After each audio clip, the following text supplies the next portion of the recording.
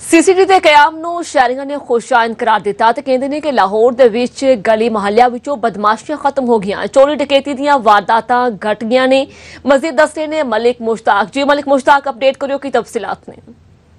जी बिल्कुल, इस वेले मैं मौजूद हाँ लाहौर की आम शहर ते तुहानू दसदा चला कि सीसीडी दे क्याम नाल सीसीडी बनन नाल आम शहरियों नू की फायदा पहुंचिया है ते तुहानू दसदा चला कि आम तौर ते लोगों का कहना है कि जिहड़ा गलियां दा क्राइम सी, चोरी चकारी सी, वो काफी ज्यादा घट चुकी है ते असी लोगों को जानने कि सीसीडी बनन नाल की फायदे होए ने। बड़ा सुकून होया जी मुल्क दे विच और गलियां महल्लियां जिहड़े बदमाशियां सी वो खत्म हो गई ने।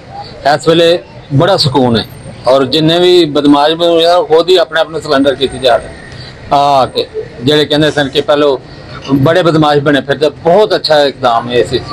बड़ा अच्छा काम है जी, सब मरियम नवाज का काम है जी, जेड़ा काम किया गरीब बंदे के बड़ा तहफुज है जी, बहुत अच्छा काम कर रहे ने जी। बिल्कुल तुसी शहरियों की गुफ्तगू जानी, इन्हां दा कहना है कि सीसीडी दे बनन नाल लोकी दलेर होए ने, चोरी चकारी घट हुई है ते जेडे बड़े बदमाश सन, बड़े नाम सी, वो खुद ही रूपोश हो गए ने, जेडे ने वो स्क्रीन तो साइड ते हो गए ने। ते ज्यादातर इन्हां दा भी कहना है कि सीसीडी दी दहशत नाल कई बदमाश खुद ही पुलिस दे कोल जाके उन्होंने कहा सानू गिरफ्तार कर लवो लेकिन सानू मारो ना, क्योंकि सीसीडी वालों वाज़िया हुक्म है कि जेड़ा बदमाशी करेगा फिर वो रवेगा नहीं। ते इस हवाले नाल शहरी भी काफी खुश दिखाई दे रहे हैं।